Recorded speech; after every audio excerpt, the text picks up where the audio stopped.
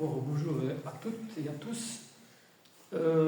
Si je vous pose la question, un sujet peut-être qu'on ne voit pas très souvent, une réflexion en tout cas, la peur qui est en nous, ou l'angoisse. D'abord, est-ce que c'est la même définition? La peur et l'angoisse. Vous pouvez déjà se poser la question. Et par deux versets qu'on va voir ici, on va peut-être y répondre. En partie en tout cas. C'est vraiment... L'angoisse, c'est quelque chose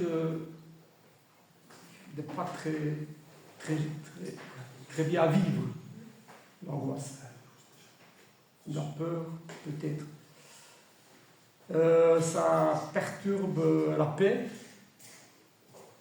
pour différentes raisons, qu'elles soient valables ou pas. Mais l'angoisse, c'est vraiment quelque chose qui n'est pas très joli dans la vie. Et en fait, dans le témoignage qu'on apporte, qu'on devrait apporter à ceux qui nous entourent, c'est vrai que si jamais on est vraiment trop angoissé pour des raisons qui ne sont pas valables, entre guillemets, c'est vrai que c'est presque un mauvais témoignage. Parce qu'on pourrait se dire en face, mais Dieu est un Dieu de paix. Et pourtant, lorsque je vois cette personne-là, je vois une peur, des angoisses. Bon, on est tous dans ce monde, pourquoi est-ce qu'il y a ce reflet-là? Donc voilà, c'est une réflexion, je pense, assez intéressante. Et la Bible parle des angoisses.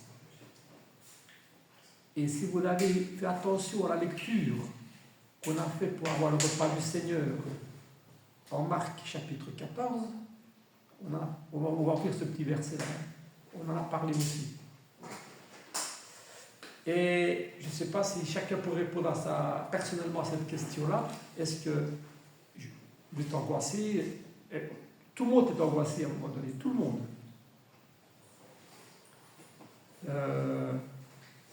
Je ne sais pas comment est-ce qu'on est en italien l'angoisse. L'angoscia. Ah, hein? Alors que je ne sais pas. Tu comprends l'angoisse, hein? Oui. Non, je parle à Richard. Non. L'angoisse. En fait, c'est pour qu'on reste bien dans la réflexion de Sharon, peut-être l'angoisse.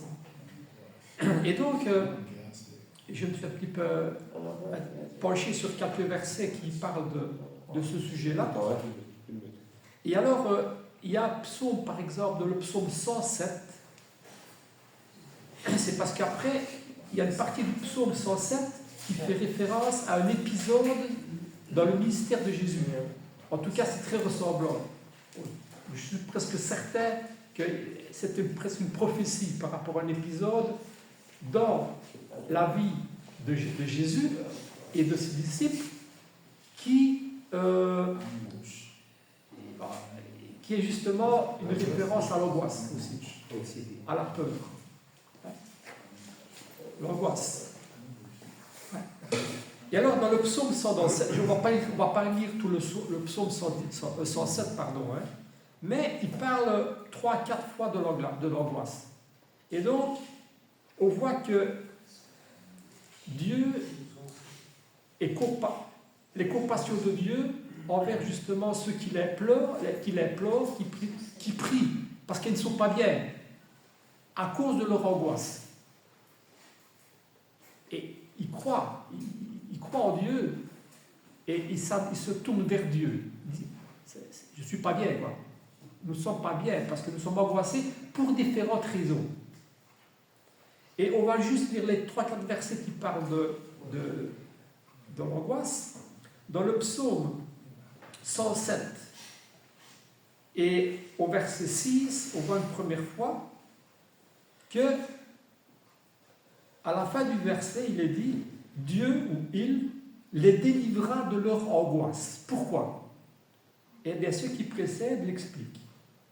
Il dit, dans leur détresse, ils crièrent à l'Éternel. Et même un peu plus haut, on voit qu'ils souffraient de la faim et de la soif.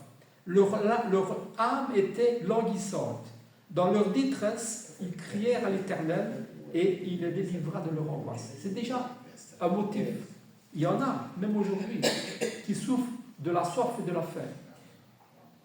Et lorsqu'on souffre de la soif et de la faim, le corps n'est pas bien pour commencer, c'est certain, et ça monte jusque l'angoisse, la peur, l'angoisse de souffrir justement de soif. Et donc, il cria à l'Éternel, et verset 6, Dieu les délivra de leur angoisse. Il intervient. C'est une première chose. C'est une cause qui ne nous touche pas beaucoup, hein, parce qu'on est né privilégié dans ce domaine-là, et on boit à satiété, et on mange à satiété, peut-être trop.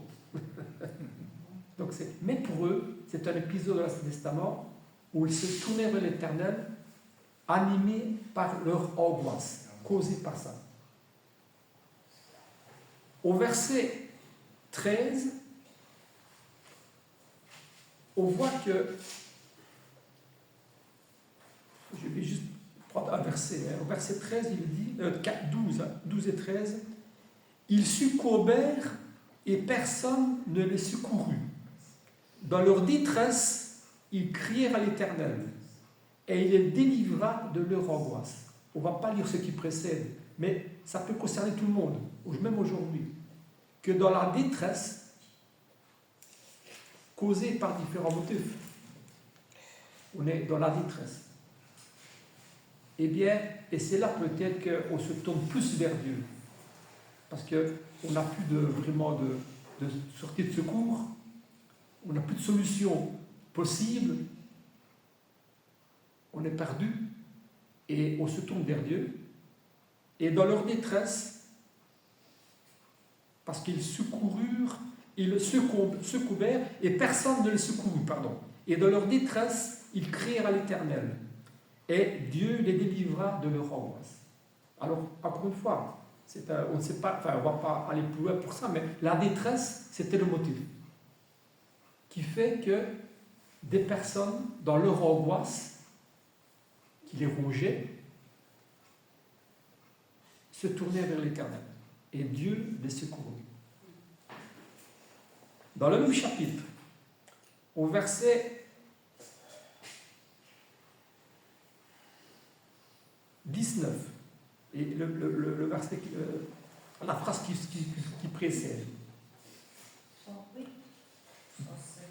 Oui, c'est le psaume 107 toujours. Hein. C'est toujours dans le psaume 107. On parle beaucoup de l'angoisse. Et donc là, il est dit, leur âme avait en horreur toute nourriture. Et ils touchaient aux portes de la mort. Dans leur détresse, ils crièrent à l'Éternel. Et il les délivra de leur angoisse. Il envoya sa parole et les guérit. Et il les fit échapper de la fosse. Et là, il y a le mot mort, qu'il faut peut-être, qui est peut-être on ne va pas encore essayer de comprendre, on ne va pas aller plus loin, mais simplement que face à la mort, eh bien, on est souvent angoissé. Hein? Il touchait aux portes de la mort. C'est l'expression. Il touchait aux portes, la porte pour entrer dans cette situation-là. Et ils furent angoissés, comme beaucoup sommes, et peut-être nous serons angoissés nous aussi. Et ces personnes-là, dans leur détresse, ils crient à l'Éternel, et la même phrase, Dieu les délivra de leur angoisse. Ils respirent, ils sont soulagés, ils sont en paix. Maintenant, chaque cas, c'est vraiment des thèmes principaux, enfin, les 3 thèmes principaux qui sont la réponse au pourquoi de cette angoisse. Et peut-être un dernier, mais là on va lire les versets 23 à 32. Psaume 107, verset 23, Giovanni, à 32. Parce que ça, je pense, je suis presque convaincu, c'est une prophétie qu'on va retrouver dans les évangiles. Mais bon, ça c'est encore une fois, il y a des choses difficiles à comprendre dans la parole, je ne vais pas affirmer, mais bon, c'est très proche d'un épisode du Nouveau Testament. Giovanni, viens un petit peu dans le verset 23 à 32. C'est le même chapitre. Hein? Ce qui était descendu sur la mer dans les navires et qui travaille sur les gros eaux, cela virent les œuvres de l'Éternel et s'émerveille au milieu de la Bible. Il dit, et il fit souffler la tempête, qui souleva les flots de la mer. Il montait vers les cieux, il descendait dans l'abîme. Le âme était éperdu en face du danger. Saisi de vertige, ils chancelaient comme un homme ivre. Et toute leur habileté était anéantie. Dans leur détresse, ils crièrent à l'Éternel, et il les délivra de leur angoisse. Il arrêta la tempête, ramena le calme, et les ondes se turent. Ils se réjouirent de ceux qui s'étaient apaisés, et l'Éternel les conduisit au port désiré. Merci. Ça vous rappelle certaines choses. Hein? Ça nous rappelle certaines choses. Bon. Et il y a vraiment même des phrases presque entières qu'on retrouve dans leur détresse, ils crièrent à l'Éternel, il les délivra de leur angoisse. Bon. Et c'est peut-être une quatrième fois où il cite encore le mot angoisse dans ce chapitre-là. Et on voit ici que c'est quoi qui cause cette angoisse? C'est le verset 28. Hein? Et même le verset précédent, il est intéressant parce que le verset 28, il dit « Dans leur détresse, ils crièrent à l'Éternel. » Juste avant, il dit « Et toute leur habileté était anéantie. » Ça veut dire que dans les possibilités humaines, dans tout ce qu'ils pouvaient faire en tant qu'humains, pour éliminer cette angoisse, cette peur, pour rétablir la paix, eh bien, c'était plus possible. L'homme ne pouvait plus rien faire. Il ne pouvait plus rien faire. Hein? Ça veut dire que toute habileté était anéantie. Même habiles, ils étaient peut-être habiles, hein? Très habiles, hein? Mais pas assez pour effacer, pour éliminer la peur, l'angoisse. Alors qu'est-ce qu'il faut? Il n'y a plus rien à faire, sauf se tourner vers l'Éternel. Et c'est pour ça qu'après, une fois de plus, c'est la même phrase qui dit. Leur habileté était anéantie, dans leur détresse, ils crièrent à l'Éternel, et il les délivra de leur angoisse. Il arrêta la tempête, ramena le calme, et les ondes se turent. Ah oui, quand vous êtes au milieu d'une tempête, vous ne savez pas faire grand-chose. Hein? Vous ne savez pas faire grand-chose. Hein? Moi, je n'ai pas connu des tempêtes. Il y en a qui ont connu plus ce qu'est une tempête. J'ai juste fait une fois, dans le lac de Garde, c'était un truc qui a retourné un petit bateau. Quoi. Ça, j'ai vu ça. Mais c'était petit. Mais ça, c'est suffisant, la force de la mer, pour retourner, malgré que c'est un lac. Mais imaginez, dans des navires, au milieu de la mer, au milieu de l'océan. C'est vraiment impressionnant. Hein? Et l'angoisse, elle était là, à mon avis. Hein? Parce qu'on ne sait plus rien faire. Leur habileté humaine, même en tenant j'allais dire le volant, mais c'est le... Ah oui, on ne sait plus rien faire. Voilà. Voilà, des causes qu'on voit dans ce petit chapitre. Créatrice de l'angoisse. Hier et aujourd'hui, et peut-être demain aussi. Donc c'est un sujet quand même intéressant. Alors, oui, mais tout ça, la question que je vous ai posée au début, est-ce que la peur et l'angoisse, c'est la même chose? En tout cas, c'est ressemblant. La peur et l'angoisse. Mais l'angoisse plus forte, la peur. Enfin, bon, on va pas faire une étude, mais c'est une question quand même intéressante. Quand même, parce que si tu avais la foi, eh bien, tu ne serais pas angoissé. Eh bien non. Eh bien non. Et c'est pour ça qu'on a fait une différence. Pourquoi? On a lu tout à l'heure Marc chapitre 14 pour le repas du Seigneur. Hein? On va retourner un verset ou deux en Marc chapitre 14. En Marc chapitre 14, c'est Gethsémani. On voit les moments qui ont précédé sa crucifixion et puis la crucifixion de Jésus-Christ. Et on ne peut pas dire que Jésus n'avait pas la foi. Il avait une foi parfaite, une confiance parfaite en la puissance de celui qui l'avait envoyé. Et même lui avait le moyen d'échapper à certaines choses. Mais n'est-ce pas pour ça que je suis venu, qu'il dit? Pour justement la rédemption de l'homme, pour résoudre le problème du péché et donc de la mort. Eh bien, imaginez, il savait, parce que celui qui s'approche de la mort, on l'a vu, hein, il y a une cause qui est la mort, les portes de la mort, hein, qui est en psaume 107.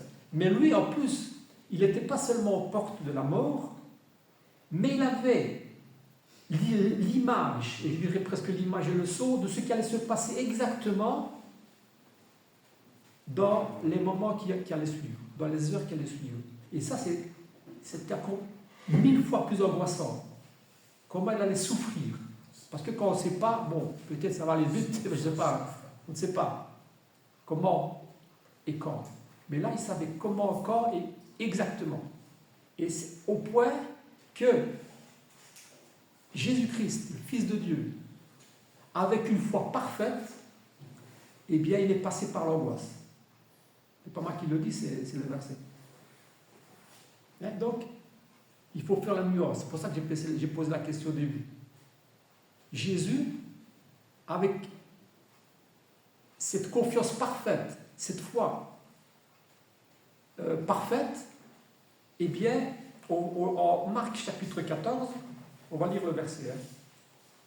On va lire le verset que tu as lu. Tu vas, je crois.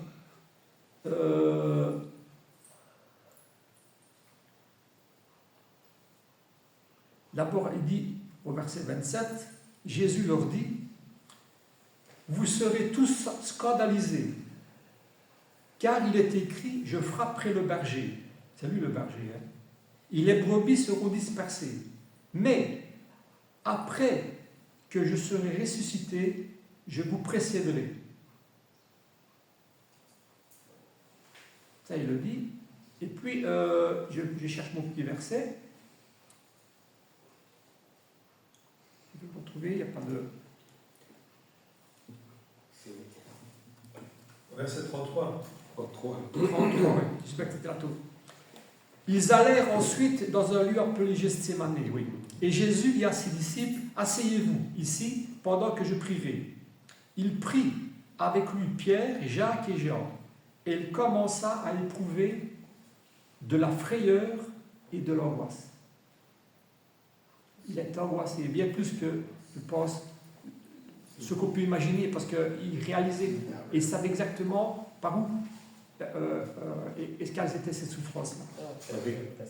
Juste un petit truc. Il y a dans d'autres passages de l'Évangile où il dit que tellement qu'il était angoissé, au lieu de la sueur, c'était des gouttelettes de sang qu'il avait. Oui, oui. Et il leur dit, mon âme est triste jusqu'à la mort. Restez ici et veillez avec moi. Et puis, au verset 36, qu'on ne peut pas ignorer non plus, sa décision. Et il disait, Abba, Père, toutes choses te sont possibles. Ça, c'est la foi. Toutes choses te sont possibles. Même, arrêtez là. Et un peu comme l'agneau, le sort de l'agneau qui passait outre la mort, eh bien, il pouvait aussi, une fois de plus, passer outre de la mort par lequel elle allait passer. Toutes choses te sont possibles. Ce n'était pas un manque de foi qu'il avait. Toutes choses te sont possibles. Éloigne de moi cette coupe. Toutefois, non pas ce que je veux, mais ce que tu veux. Voilà. ce Jésus qui, la peur, l'angoisse, non pas par un manque de foi, mais parce que c'est quelque chose de normal. Normal. Surtout dans cette omniscience qu'il avait de ce qui allait se passer. Donc ça répond un petit peu à la question que je posais. Oui, Stéphane. Pour moi, c'est pas la même chose la peur et l'angoisse. L'angoisse, c'est ça vient tout seul. La peur, c'est Jésus il avait peur, il pouvait s'échapper. Moi j'ai peur de quelque chose, je pense que je me cache, je fais quelque chose, je peux le faire avec la peur. Mais l'angoisse, c'est ça vient tout seul. Oui, mais la peur, elle a été commandé par la volonté de son père. Il voulait échapper. Il dit, il leur donne-moi cette coupe. Donc c'est quelque chose qui l'angoissait quand même. Mais que ta volonté soit faite. Mais c'est vrai que l'angoisse, nous en tant qu'être humain, c'est quelque chose de difficile à commander. Moi, je suis des fois angoissé pour des choses qui n'en valent pas la peine. Et peut-être ça vous arrive aussi. Et ça a des conséquences qui ne sont pas positives. Voilà, mais c'est la réalité. L'angoisse, il en parle dans l'Ancien Testament et il en parle même chez Jésus. Donc c'est pour vous dire que, voilà, c'est quelque chose de réaliste. L'angoisse, c'est comparé à, comment dire, c'est celui qui se mouille avant qu'il pleuve. Ça, c'est l'angoisse. Celui qui se mouille avant qu'il pleuve. Donc, parce que quand tu es angoissé, tu te projettes des fois dans des situations que oui. elles n'arriveront pas. Ok, voilà, c'est déjà... Ah oui, c'est quelque chose qui est c'est déjà avance. C'est augmenter le... Voilà. Aggraver voilà. la tête. Et donc, dans cette prophétie, enfin, moi je n'appelle ça peut-être pas, je ne veux pas dire prophétie parce que je n'en suis pas certain, mais ce verset en psaume 107 à partir du verset 30, à partir du verset 23, eh bien, nous rappelle très fortement un épisode dans l'évangile, encore une fois de Marc, au chapitre 4. Et au chapitre 4 de l'évangile, pendant son ministère, il se passe quelque chose, un épisode. Marc chapitre 4. Et là, on voit que dans ce chapitre 4, il exhorte ses disciples et même la foule. Il explique ce que c'est des paraboles, ce qu'est le royaume de Dieu. C'est là qu'il parle beaucoup du royaume de Dieu, est semblable à, etc. Et puis, apparemment, ce même jour qui marquait, parce qu'à partir de Marc chapitre 4, verset 35, directement après ces paraboles, il dit ce même jour, donc ce même jour, il se passe quelque chose. Et c'est intéressant parce qu'il a parlé de la parabole, il a parlé aussi d'une parabole bien spéciale. C'est quoi? Enfin, moi, c'est spécial un peu pour moi, c'est la parabole du semeur. Et apparemment, ça s'est passé le même jour. Donc imaginez maintenant, on va se mettre un petit peu dans le tableau, dans la situation, vous êtes, ce jour-là, vous avez entendu la parabole du royaume de Dieu et la parabole du semeur. Spécificité de la parabole du semeur, il donne l'explication. La parabole du semeur, il a dit, et puis il explique ça.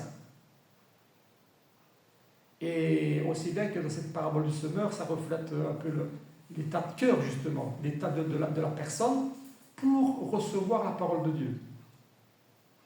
Et des personnes qui, à cause de différentes raisons, et parfois c'est la peur, eh bien abandonnent et se détournent de Dieu. Donc les disciples ont été témoins de ce que Jésus, c'est tout frais, il vient de le raconter.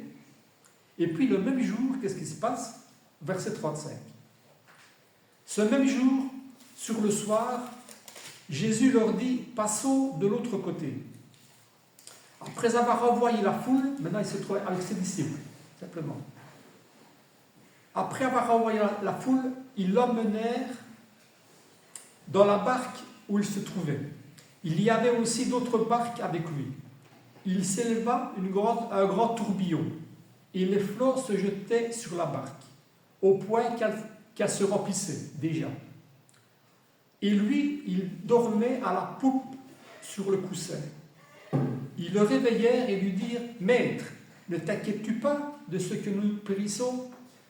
S'étant réveillé, il menaça le vent et il dit à la mer « Silence, tais-toi !» Et le vent cessa. Et il y eut un grand calme.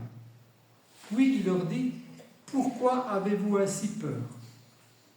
Comment n'avez-vous pas de foi ?» Ils furent saisis d'une grande frayeur et ils se dirent les uns aux autres « Quel est donc celui-ci à qui obéissent même le vent et la mer ?» Et comme ça ressemble très fort à ce verset dans le psaume 107. Alors, je pense que ce n'était pas c'est quelque chose qui devait arriver, parce qu'après il dit que c'est arrivé pour enseigner, pour donner une leçon au ciel. Mais dans cet épisode de Marc chapitre 4, on voit que, on pourrait dire que l'image de cette mer, finalement, reflète l'état de notre cœur. L'état de notre cœur, parce qu'on a tous avoué il y a quelques minutes que ça nous concerne tous. À un moment donné, peut-être, j'espère pas trop souvent, nous sommes angoissés pour différentes raisons. Et ça reflète l'état de notre cœur, un cœur qui souvent, justement, est aussi agité, comme la mer. La mer est agitée, parfois, elle est troublée, et elle trouble notre cœur aussi, pour différentes raisons, et nous réagissons de différentes manières. Et c'est vrai que dans notre vie, eh bien, il y a une alternance, comme ça, une période de calme, et puis des périodes qui sont troublées, comme la mer. C'est ça qui est un peu l'image qui nous reflète nous aussi, la mer. C'est calme, mais elle peut d'un moment à l'autre être agitée et nous troubler, nous mettre en danger, en instabilité, notre équilibre, et peut-être même jusqu'à détruire notre paix.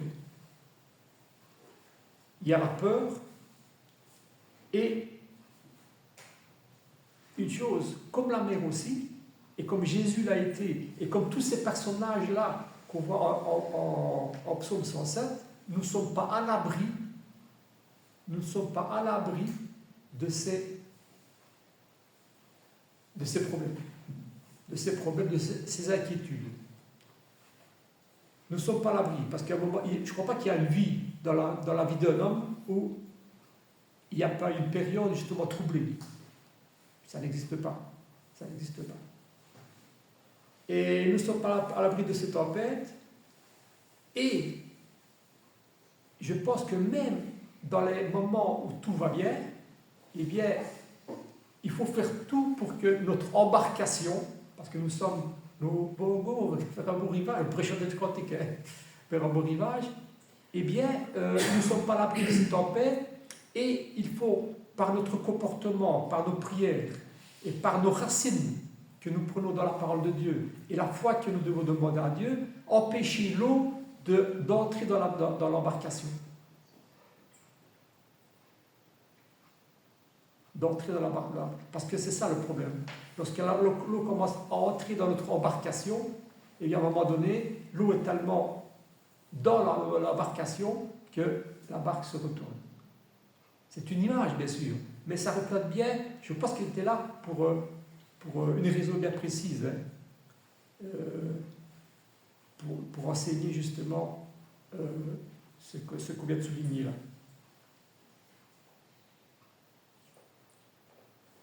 Et c'est pour ça que je pense que Dieu a permis cette tempête pour manifester d'abord sa puissance et Jésus-Christ, le Fils de Dieu, a manifesté aussi sa puissance par l'arrivée de cet épisode-là. Il commande le vent, il commande la mer. Et on voit que ça engrange même une peur chez ceux qui ont vu ça.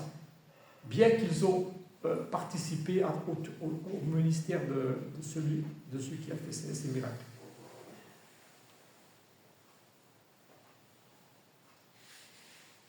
La deuxième chose qu'on pourrait tirer de cet épisode-là, parce que c'est des conséquences qui nous touchent, c'est que il y a les disciples, il y a ce qu'on vient de dire là, par rapport à ça reflète notre cœur, ça reflète notre foi, mais dans le cas bien précis qu'on voit dans cet épisode-là, ils n'auraient pas échappé à la mort si Jésus n'était pas dans leur embarcation.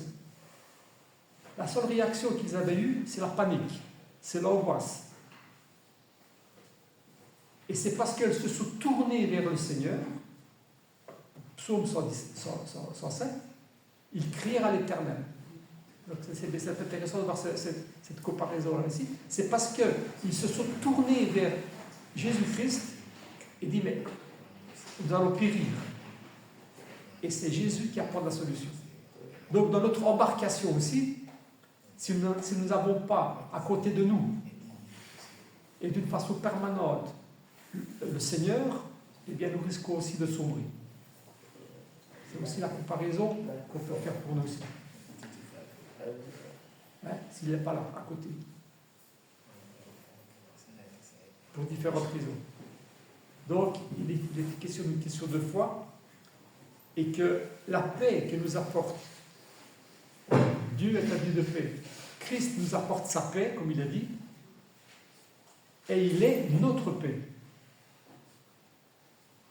Et la paix, c'est la solution, c'est le contraire de l'angoisse, de la peur. Et Dieu veut que nous ayons cette paix, une paix qui n'est pas celle que les hommes, que le monde, on en parlait tout à l'heure, nous donne, mais une paix qui vient de lui.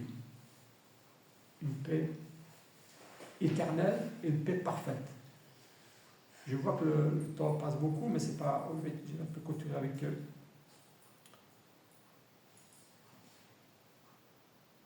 J'ai noté un verset aussi dans l'évangile de Jean.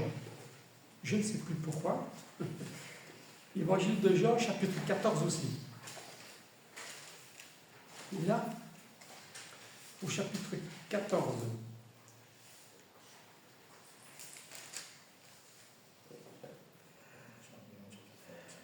Ah oui, c'est la parole de paix, justement, ouais. C'est la paix que Jésus dit justement, et ça tombe bien, il dit au ciel, je vous laisse la paix, je vous donne ma paix, je ne donne pas comme le monde donne, que votre cœur ne se trouble pas et ne s'alarme pas. C'est une belle conclusion.